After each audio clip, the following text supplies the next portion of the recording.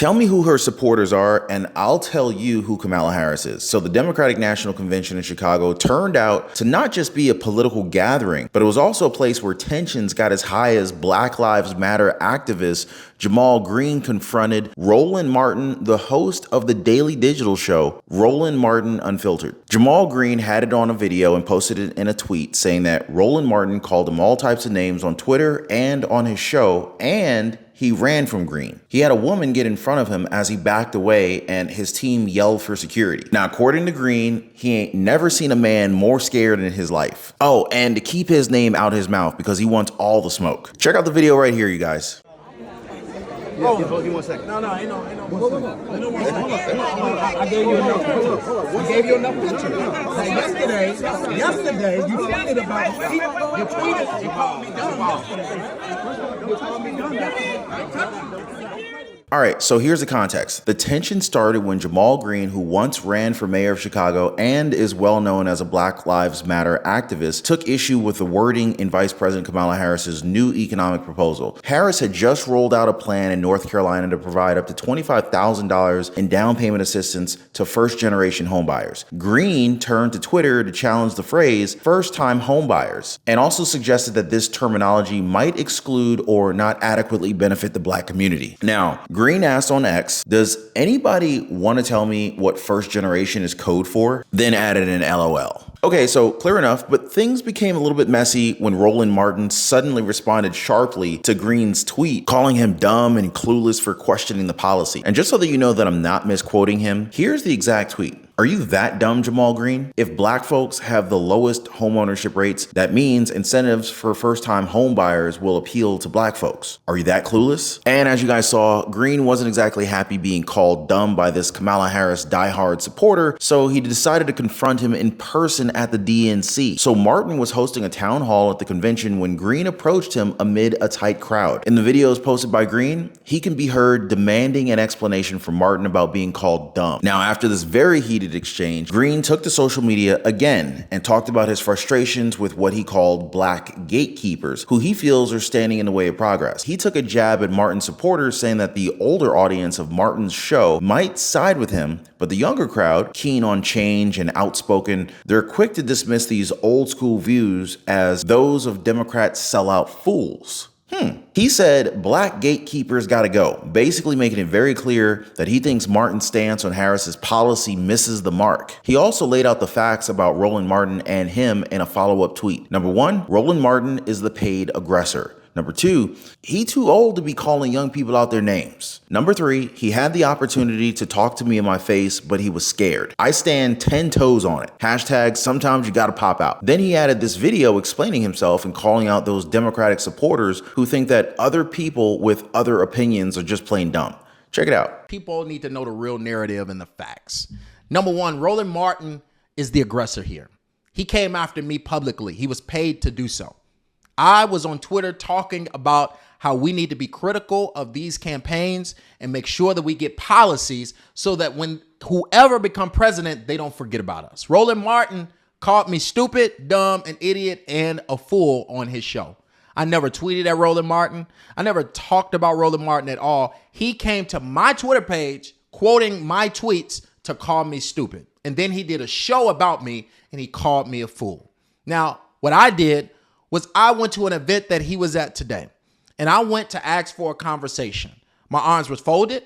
I was not being aggressive, and he kept pushing it off, kept trying to leave and not have a conversation with me, and you saw what happened on this video.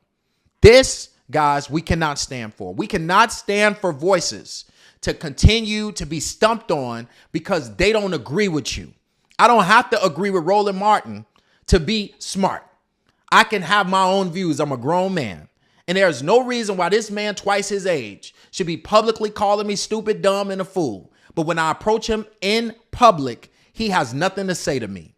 You got to do better. And we got to do better to stop supporting these guys who are disrespecting the voices who are doing the actual work. Never forget that Roland botched the opportunity of a lifetime by never calling out Super Mayor Tiffany Henyard and letting her lie straight to his face for an entire interview. My uncle calls him a chump. Whenever I bring him up, my uncle always says that he just doesn't know why black people listen to Roland when the main reason that he's on YouTube is because he's been fired from every job he's ever had. Remember in February 2012, CNN suspended Martin over offensive remarks that he made on Twitter during the Super Bowl regarding gay people? Then in April 2013, Martin's association with CNN ended, a decision reportedly made by then CNN President Jeff Zucker. As the DNC wraps up over at the United Center in Chicago, the heated exchange between Martin and Green, it really brings to light some deep divisions within the Democratic Party, particularly around economic policies that are aimed at tackling racial disparities. Vice President Kamala Harris's home ownership initiative was designed to push us toward economic equity, but as you guys could very well see from this clash between Roland Martin and Jamal Green, even within the communities most impacted, there's a lot of debate about how these policies should be rolled out and ultimately understood. You also have to wonder about what kind of candidate Kamala Harris really is when one of the biggest supporters who hosted in the DNC is the very controversial Roland Martin. Then again, from what I've been seeing, Kamala Harris seems to be attracting all sorts of people, not based on her sound policies, but instead based on her vibes, whatever the hell that means. Just check out the street interview that they did of Kamala Harris's supporters at the DNC.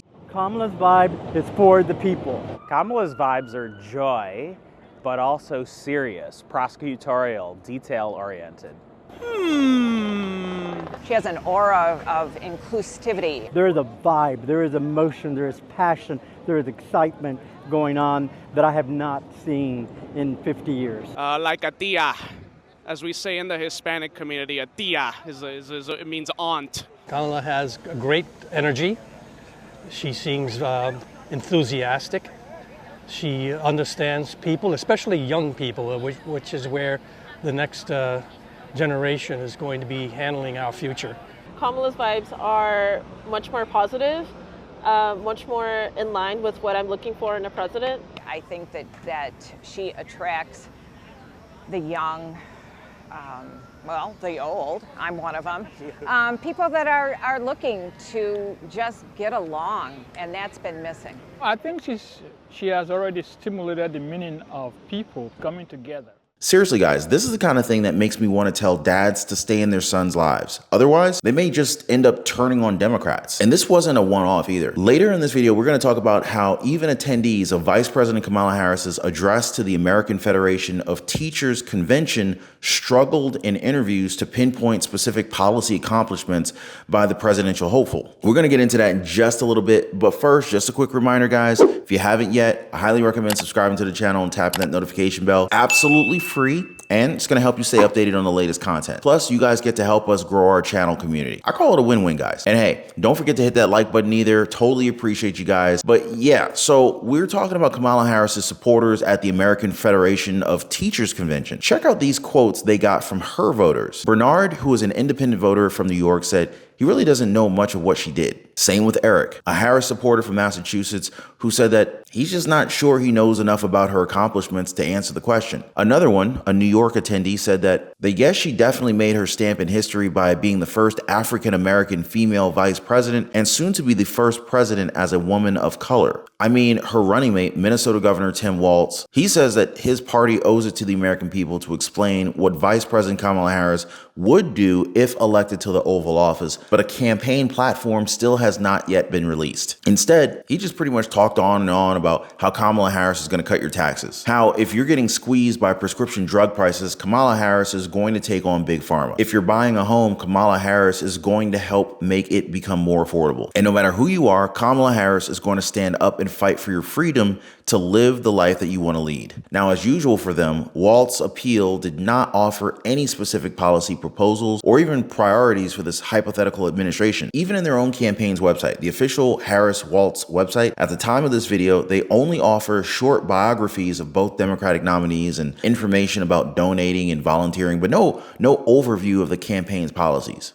Maybe we can just ask Harris herself. Oh wait, we can't, because since becoming the party's presumptive nominee 30 plus days ago, Harris has also not yet held a formal press conference or a sit-down interview with the media to detail her vision of a potential Harris administration. So we're completely in the dark here. Instead, she's been busy holding campaign events and rallies across the country, speaking to the crowds and only giving informal remarks to reporters while on the trail. Now, I don't know about you guys, but that just doesn't sit right with me, because you see, historically, presidential candidates have had campaign policy pages readily available for voters. When President Joe Biden was on the campaign trail in 2020, a group of advisors crafted a 110-page policy document, according to the New York Times, which, by the way, also reported Harris's lack of campaign platform on their site. Former Secretary of State Hillary Clinton in 2016 had a page with 200 distinct policy proposals on record. Former President Donald Trump's campaign website, meanwhile, includes a link to the Republican platform, as well as a list of 20 core promises addressing issues including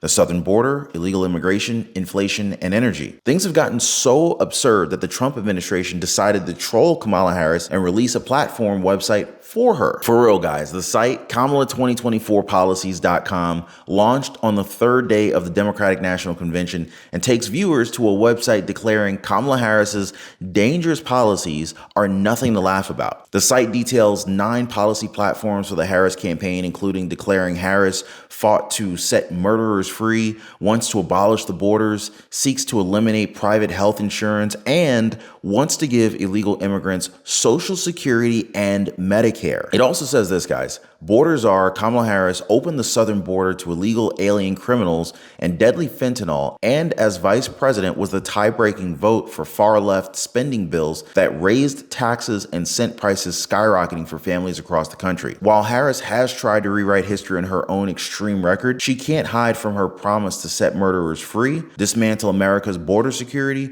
raise costs with massive spending bills, bring back the Green New Deal scam, eliminate private health insurance, and more. Kamala Harris's website, made by the Trump campaign, also hits some of the most important issues this election cycle: the economy, spiraling inflation, and taxes. Now, according to this, record high gas prices under the Biden-Harris administration is the price to pay for democracy. Remember, Kamala proudly delivered the deciding vote that allowed the $1.9 trillion stimulus to be passed. Don't listen to former Obama economist Jason Furman, who said that the spending bill is too big, or former Obama and Clinton economist Larry Summers, who said that the tremendous wall of money led to inflation, or former Obama economic advisor Stephen Ratner, who called Kamala's $1.9 trillion stimulus the original sin of inflation. Now, I know that this was made by the Trump campaign, and I wish we could compare it to the actual policy proposals from the Harris administration, but sadly, we just can't, because they haven't released anything beyond some random promises from Harris, like homeowners assistance and no tax on tips, which, by the way, Donald Trump proposed that first. Now, seriously, guys, it just makes me wonder if they're actually serious about their campaign, or